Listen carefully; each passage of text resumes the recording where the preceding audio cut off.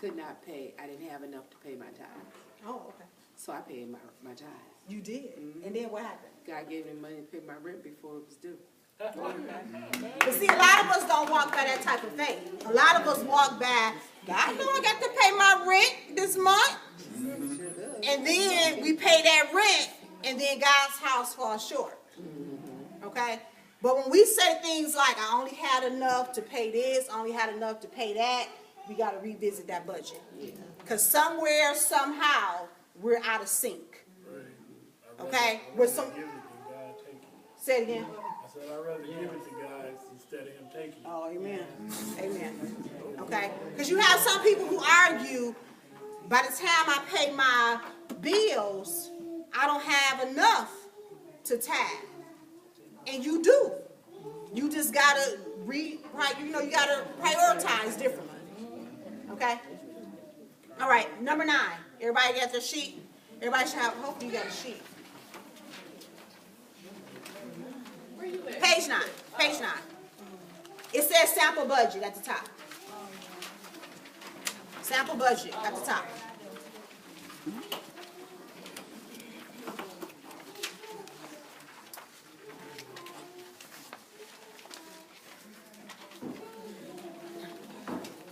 Okay. This is just an example. You put in your number that's realistic to you. And if you want to have some elbow rooms with folk not in your business, that's good too. Okay? But if you get $1,500, this is net. I'm not talking about your gross. In your check, if you get $1,500 in your check, multiply that by 2. That shows you what you're getting every month if you're getting paid bi-weekly. Okay? What do we say you pay first? God. So that $300 automatically coming out. So you really don't have $3,000 you working with. Okay? Who do you pay next? Yourself. That should goes into your retirement. So you have $450, $750 gone already. So we need to stop thinking every dollar we get, we got to pay bills with, because we don't. You had a question or comment? Eric, you? I just got a question. Sure. So the whole $450? You said the whole. See, when you say the whole, that means you got a problem with it. You said the whole. That's the way you pay yourself? I'm serious though. I'm very serious. That's the way you pay yourself? Or if you want to break it up and you want to do $225 per check, that's fine. But this is a month. So what if you have a company match where if you put in 7.5%, your company matches it? You still getting your 15 in. Okay. What if your company fold? It's not enough. It's not enough. Mine did. You gotta make So it's something to think about. You got something to think about. Okay. Because Yes. when my company went, somehow or another the 401k went too. Yeah. Hello. And with the city. So, Yes. Yeah. Yeah. So they lost. But so you didn't get any of your money. And think about the people in Detroit. The people in Detroit battling that right now. City workers. You don't want nobody else making a decision on your future. Because think about these people that run these organizations. They don't care. They don't care about us. Amen. So I'm just saying it's food for thought. Right, but there's no guarantee that you're going to get your money, even if you're putting it into a company 401k. If That's why you do an IRA. I have an IRA, individual retirement account. Yeah. I have an Something IRA. independent of a 401k. Yes. A mutual fund or IRA. Right. No, I have that, We gonna pray that number don't shock you. Build yourself up she- for 15. But can you, the 450, can you put part of it in retirement and part of it in savings? You still paying yourself. So what you saving for? I'm just asking. If you saving for a purse, no. I'm just saying, if you saving for a shopping spree, no. For emergency though. But yeah, how we gonna build up the? Emergency money comes. We already did emergency. Remember, that was step number 1. The $1,000? The $1,000. You got to do that 1,000 before you even get to this page. Okay. And then you set aside 3 to 6 months of savings too, on top of that. Right. But that's later on. Right. Okay? Yes. So this is like a year, 6 months to a year plan, right? Well, it took me 2.5. Okay, well, that's good. Because I took my time. I didn't pay somebody to do it for me. I did it myself. 5 years. Said, You'll set a goal for like 5 years. I want to have all that started and done. in place. So say for instance, like, for me, like, I want to buy a house. Listen up. Okay. So would it be logical enough for like, I know how you said for retirement, like they have 15%. And if you set that idea, okay, I'm about to pay 15%, whatever you pay, 10% in your retirement, pay 5% like towards your savings for like a house or something like that.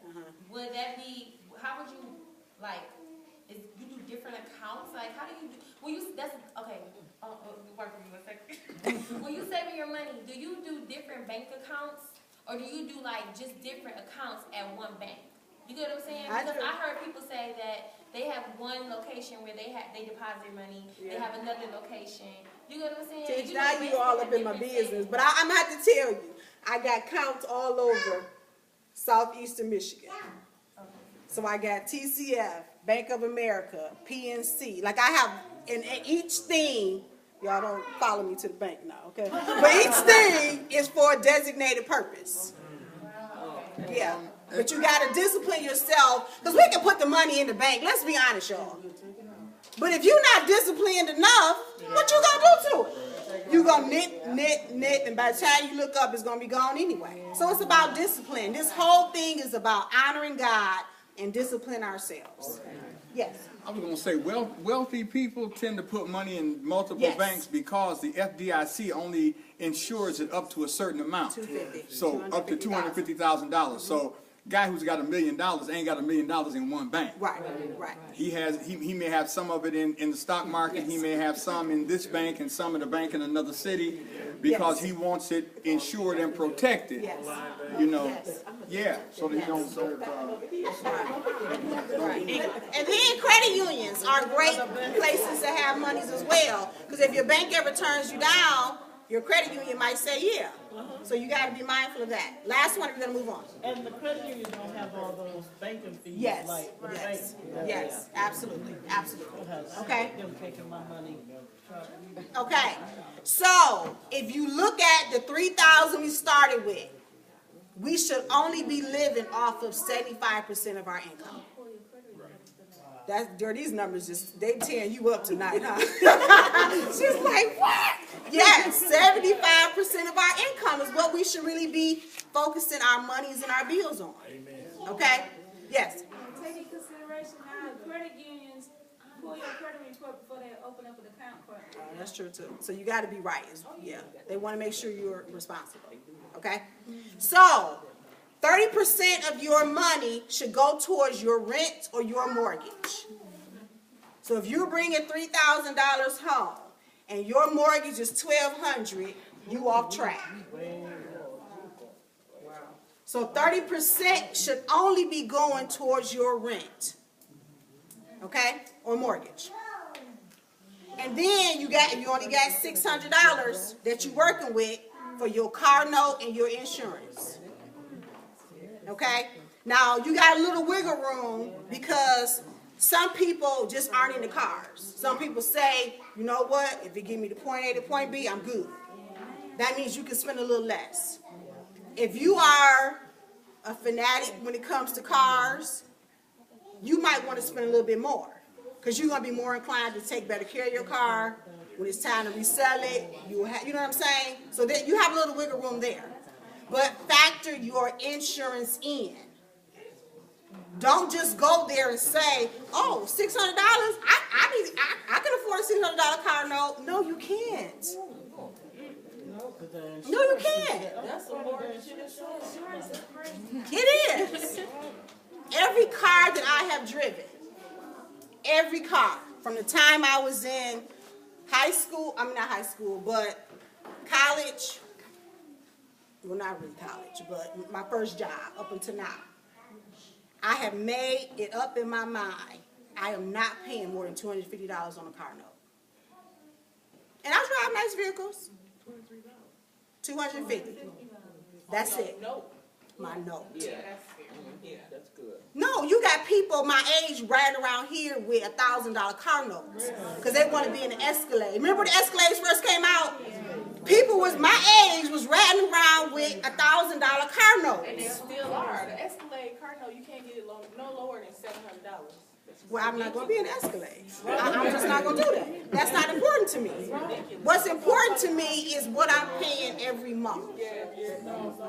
Okay? All right. So,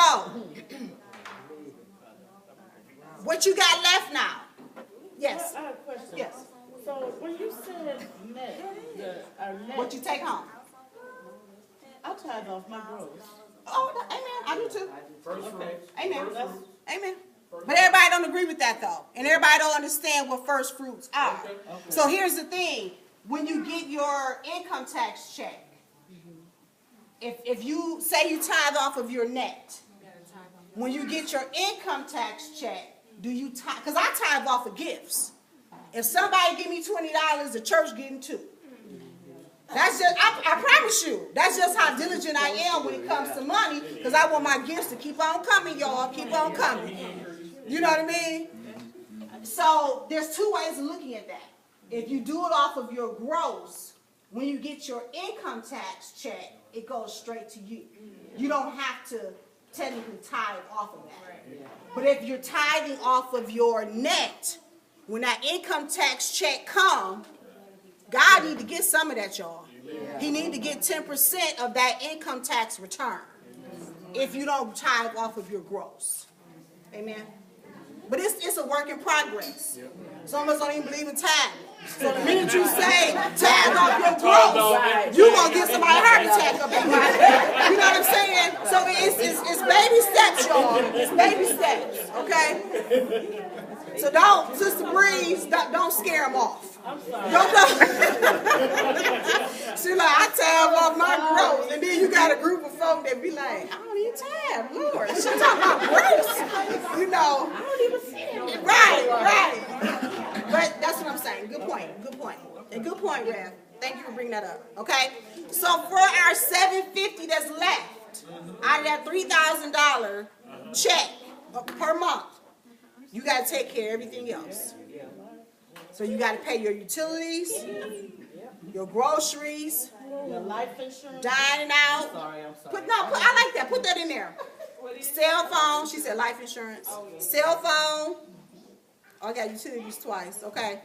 Cleaning supplies. Hope y'all don't have nasty homes. But you got to get that Pine-Sol, and you got to, everything you spend money on. You got to put that in here. Seriously. You got to put that in here. Paper, paper towel. All toilet paper. You got to factor all that in. These are things we don't take into account, and we should. Okay? The offering, that should go in your monthly thing. Because you can't just tithe. You got to give God something. Okay? So don't just tithe. I know that's going to be a struggle for some of y'all. But once you start tithing, you still got to give. Give him an offering. He gave us the ultimate offering. He offered his life for us, y'all. And we can't keep giving him $5. Seriously. You got to give more. You got to get beyond that $5, $10 offering, y'all. Okay? Gym membership, you probably need to cut that one out. Yep. Especially if you ain't going. Ain't no sister you paying no $35 a month and you ain't even showing up. That $35 can go to the church. Or it can go to a bill, or you know what I'm saying? But we get caught up in, I'm going to work out. I'm going to go to the gym. Yeah, walk. Walking is free. Amen. Okay? Prescriptions. If you have any prescriptions, I found out I'm allergic to almost everything. So I got to take Zyrtec and Claritin. And so this is stuff that I never had to pay for. But now I got to put it in my budget. So you can't take those small things for granted. Okay? entertainment, and that could be whatever your entertainment is. Shopping, movies.